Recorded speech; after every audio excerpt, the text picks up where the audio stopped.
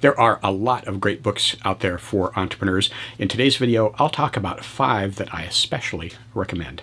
Hi, I'm Steve Morris, and I use this Startup SOS channel to provide practical how-to advice for new entrepreneurs who are building a growth company. Now, as I said, there are a lot of great books. The 5 I'm going to recommend today are classics. They go all the way back as far as 1991, but they're still incredibly relevant today, and I think very valuable to anybody building a growth company. In the description, there are links where you can buy any or all of these on Amazon. Now, these are affiliate links, so if you use the links to buy any of these, there's a small commission that comes to Startup SOS and helps us cover the expenses for the channel, so that's always appreciated. With that, let's jump into the list. We'll start with Crossing the Chasm by Geoffrey Moore. That was first published back in 1991. Now, Moore's primary focus is on new technologies and how they get adopted, but I actually think a lot of what's in the book applies to any new product and how a new product gets adopted in the market. But the focus is especially on technology type products. Now, back in the early 90s, the traditional view was that there's a technology adoption curve. First, you get innovators, the really early stage people, and then early adopters, and then finally the early majority where you get really a more substantial market, and then late majority, and then eventually laggards, who are the last to buy after something's been fully checked out and fully adopted across the market. Now, what Moore argues, there's actually a gap between each of those segments of that technology adoption curve. You first sell to the innovators who will buy anything just because it's new and they want to keep up on it, versus the early adopters who they just want to be the first person on the block to get something. They're willing to work with you if it has some issues, but they kind of want it to work, versus the early mainstream, and they really do actually want a product that works, that solves the problem. Those are different customers with different needs, and it turns out just because you're selling to one doesn't automatically mean you can transition to sell to the next segment. And in fact, what he argues is the biggest gap is between the early adopters and the early majority. And what he observed was a lot of companies failed to make that transition. That's why he calls it the chasm, the big gap between early adopters and early majority. A lot of companies would get early success with the innovators and then the early adopters. Based on that, they would go raise more money and really double down on their investment in marketing and selling and building product, and yet their sales just wouldn't happen simply because you're selling to early adopters doesn't mean you have a solution that the bigger market, the early majority, is going to want to buy. So the solution Moore comes up with has to do with really targeting on specific niches, specific segments in that early majority, and make sure that your product is really providing a complete solution. So they don't have to look at workarounds or partial solutions. You really are delivering a complete solution to one part of the market, a bowling pin, as he described it. And once you nail that segment, then you can expand to the next segment, the next bowling pin, can provide a complete solution for that, and move on and on. Now, needless to say, there's a lot more detail in the book. It's definitely worth a read, again, for any growth entrepreneur, but especially entrepreneurs who are building a technology-based business. Now, if we fast forward to 1997, that's when The Innovator's Dilemma was first published, and that was written by Clayton Christensen. Now, his focus is on disruptive innovation. What he noticed in a lot of markets, not just technology markets, but a lot of markets, is that you'd see embedded competitors doing what he called sustaining engineering, sustaining development, where they'd compete head-to-head and keep improving the product. And really, typically what happens is the products keep getting better and better and better to the point where there's a lot of customers who get left behind. They don't need the product capabilities that are currently being offered. They could make do with something a lot less, and they can't afford what's being offered in the current market after all the sustaining competition. And that tends to create a gap. It tends to create customers who are left behind, who really can't access the existing products but do have a need. That creates an opportunity for a company to come in and provide a solution for those customers that are left behind. It's a solution that's not complete enough to be attractive to the mainstream part of the market, but it's attractive to the people who don't need all that capability and who really need something, some kind of a solution that's good enough. And in a disruptive innovation, of course, what happens is the company providing that good enough solution then keeps making it better and better and better to the point where eventually it does address a viable solution to the mainstream market, and yet it maintains a lower cost point and hence an advantage over the entrenched competition. And time again, he'd see that kind of a mechanism resulting in the previously entrenched competition essentially going out of business, or at least getting a lot smaller and being displaced by these newer companies with their lower cost but getting better and better kind of solution. So again, that's the essence of the idea of the Christensen version of a disruptive innovation. And there has been some research done since he wrote that book that suggests that the disruptive innovation, in other words, going for customers who've been left behind, who are willing to deal with a good enough product that has less capability than the mainstream products, that actually can be a very effective strategy for a startup. And it can increase your odds of success if you use that strategy. It makes intuitive sense, because if you go for a disruptive innovation, as defined by Christensen, what you're doing is going after customers who've been left behind, who are sort of being ignored by the main competitors that are duking it out for market share. So it kind of leaves that underserved market alone. That could be something that would be a good thing for a startup entrepreneur to address.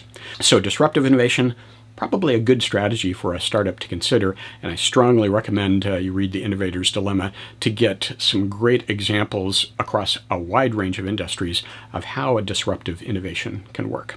Moving forward again to 2004, that's when Guy Kawasaki first published The Art of the Start.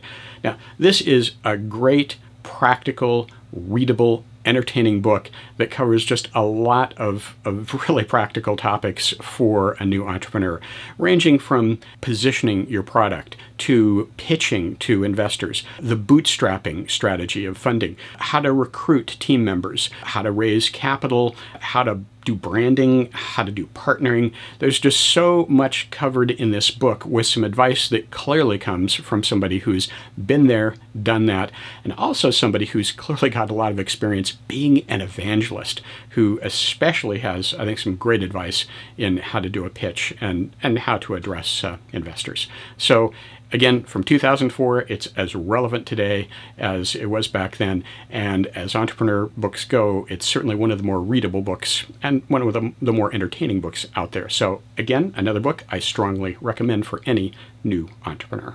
Now, moving forward again to 2010, that's when the Business Model Generation book was first published, written by Alexander Osterwalder and Yves Pineur. What they noticed was that a lot of startups were failing because they would get an idea, they would develop a product, take it to market, and it turns out nobody wanted to buy it. And nobody wanted to buy it because they didn't really understand what customers wanted, or they didn't really understand other aspects of the business model that were important to understand to help them be successful. So the solution was to capture the critical assumptions that you're making in the form of testable hypotheses so that you can go out and test those. And the whole focus of business model generation is on capturing those hypotheses using a business model canvas. Now, I've got plenty of videos on this channel that walk through the 9 segments of the business model canvas, starting with a value proposition and then moving out to the right side of the canvas, customer segments, channels, customer relationship, and revenue sources. And then moving over to the left side of the campus, your key partners, key activities, key resources you'll need, and the cost structure that all of that implies. Take that all together and you've got a wide range of critical assumptions that you're making about your business that need to be true if you're going to be successful. So the idea then is to go out and test them. Now, the Business Model Generation book has lots and lots of information about each of those 9 segments of the canvas. A lot of food for thought to help you work through and fill out your own business model canvas to document the assumptions you're making and need to test about your business model. But that's only useful if you actually then go out and test those assumptions, and that leads us to the next and last of the 5 books. And that book is The Startup Owner's Manual, written in 2012 by Steve Blank and Bob Dorff. Now, they have an interesting definition in the book of what is a startup. A startup is a temporary organization that is searching for a scalable, repeatable, profitable business model. Now, once it finds that, it no longer is a startup, it becomes a company. They describe a thing they call customer development as being a process to organize that search for the scalable, repeatable, profitable business model. And they break customer development down into 4 stages. And stage number 1 is customer discovery. That's where you're capturing the critical assumptions you're making about your business in the form of testable hypotheses using a business model canvas, the same thing they talk about in the business model generation book. But then you get out of the building and actually test those assumptions by talking with customers, potential partners, other entrepreneurs in a similar business, and so forth. So you test those critical hypotheses, and there is a lot of practical information in the book about how to do that step 1, the customer discovery step. Now, once you've done customer discovery and you've probably learned a lot and very possibly changed some of your assumptions because you found out they were wrong, then you get to step 2, which is customer validation. And that's really testing whether the business model is repeatable and scalable. And in part, that really comes down to going and seeing if you can get orders, seeing if customers will actually buy what you're talking about. Now, assuming it passes that test, that it looks repeatable and scalable, then you go to step 3, which is customer creation. And that's where you really start the task of executing on scalability, on seeing if you can put the processes in place and test those processes to actually scale the business. Assuming you can do that, then you're in stage 4, which is company building. You've now actually transitioned out of a startup and to a company that you start building with more traditional company type departments that are focused on building an already proven business model.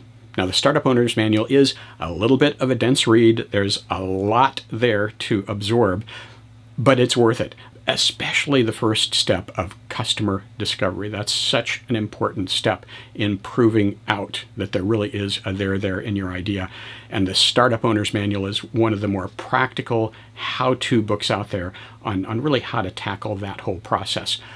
Again, followed up by customer validation and customer creation. So it's book number 5 that I would recommend to any new entrepreneur who's building a growth business. So that's it for the 5 books that I would recommend to any new entrepreneur. And again, there are links below to buy those books on Amazon. Those are affiliate links. The channel does earn a small commission if you use those, and that is always appreciated to help us cover the expenses here of the channel. That's a wrap for this time. If that was helpful, please click the like button and share it with other entrepreneurs. Leave a question or a comment. And if you haven't subscribed yet, please do that and click the notification bell because we always have more videos on the way for the new entrepreneur.